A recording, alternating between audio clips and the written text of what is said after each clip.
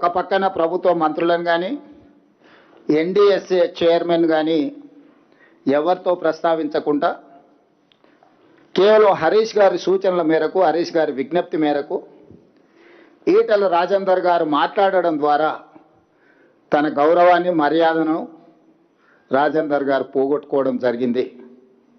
ఏది ఏమైనా ఒక పక్కన కొంతమంది రిటైర్డ్ ఇంజనీర్లు తెలంగాణ వాదుల ముసుగులో బీజేపీ, బీఆర్ఎస్ ఈ ప్రభుత్వాన్ని తప్పు చేస్తున్నట్టుగా ప్రజల ముందు నిలబెట్టడానికి చేస్తున్న ప్రయత్నం నేపథ్యంలో ఈ పత్రికా సమావేశాన్ని ఏర్పాటు చేసి పూర్తి వివరాలను ప్రజలకు మేము వివరించదలుచుకున్నాం.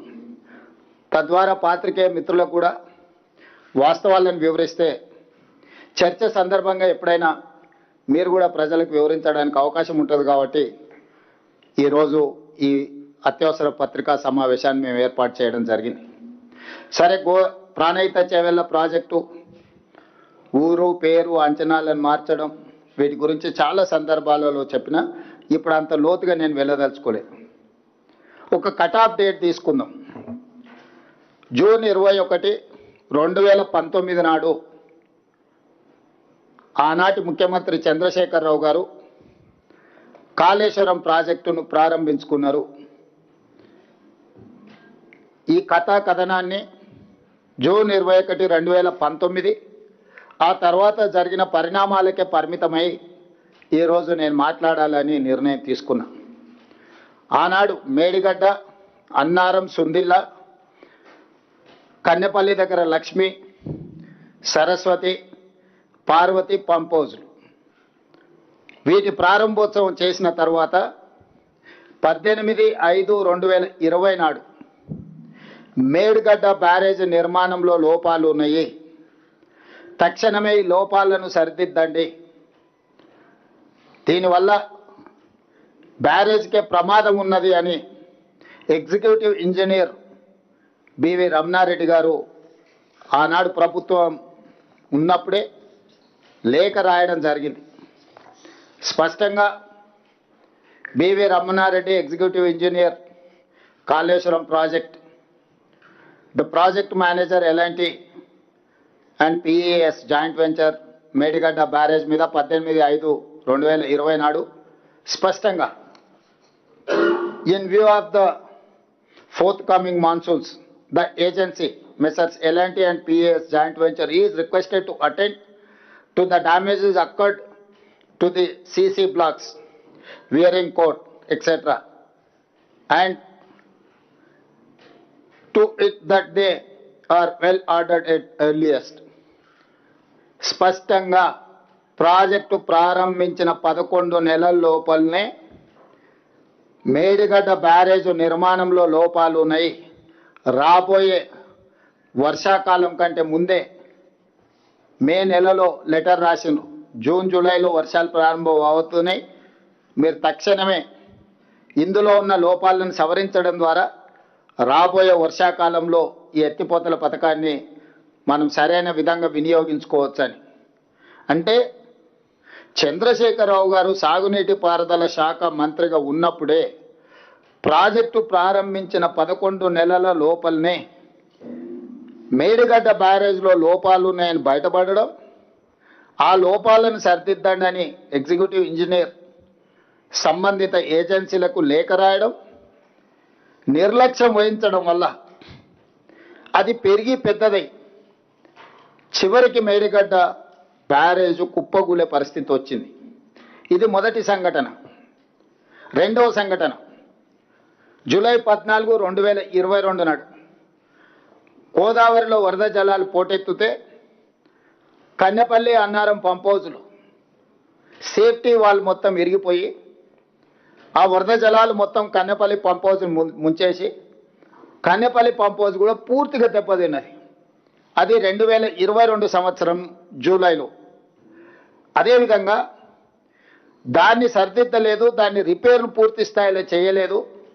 ఇప్పటి కూడా కన్నెపల్లి పంపోజు 100% వినియోగంలోకి రాలేదు.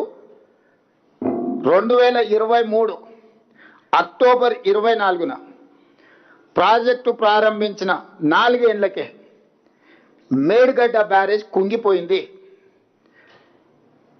అక్టోబర్ 22 నాడే ప్రాజెక్టు ఏఈ మహదేవ్పూర్ పోలీస్ స్టేషన్లో పోయి ఫిర్యాదు చేసింది. అక్టోబర్ 21, 2023 నాడు మేడిగడ్డ బ్యారేజ్ కుంగిపోతే తెల్లారే 22 నాడు మహదేవ్పూర్ పోలీస్ స్టేషన్లో చంద్రశేఖరరావు గారి ముఖ్యమంత్రి సాగునీటి పారుదల మంత్రిగా ఉన్నప్పుడు ప్రాజెక్టు కుంగిపోయింది, తక్షణమే దీని మీద విచారణ చేయండి అని చెప్పి ఆనాడు పోలీస్ స్టేషన్లో ఎఫ్ఐఆర్ కూడా చేయడం జరిగింది. ఆ తర్వాత అక్టోబర్ 22, 2023 నాడు కేసీఆర్ ముఖ్యమంత్రిగా ఉన్నప్పుడే నేషనల్ డ్యామ్ సేఫ్టీ అథారిటీ ఎంబడే ఈ ప్రాజెక్టు కుంగుబాటుపై కమిటీని నియమించి నవంబర్ 1, 2023 నాడు చంద్రశేఖరరావు గారు ముఖ్యమంత్రి ఉన్నప్పుడే ప్రాథమిక నివేదికను అందించారు.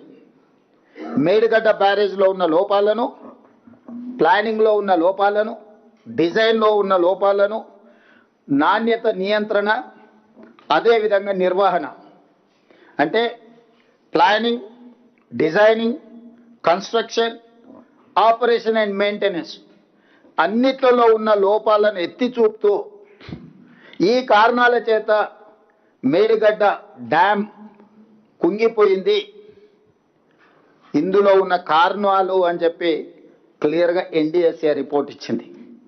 ఇప్పుడు ఎన్డీఎస్ఏ గురించి పదే పదే హరీష్ రావు గారు, చంద్రశేఖరరావు గారు ఎవరు ఎక్కడ ఎన్డీఎస్ఏ పోలేదు, కానీ మా దగ్గరికే వచ్చింది.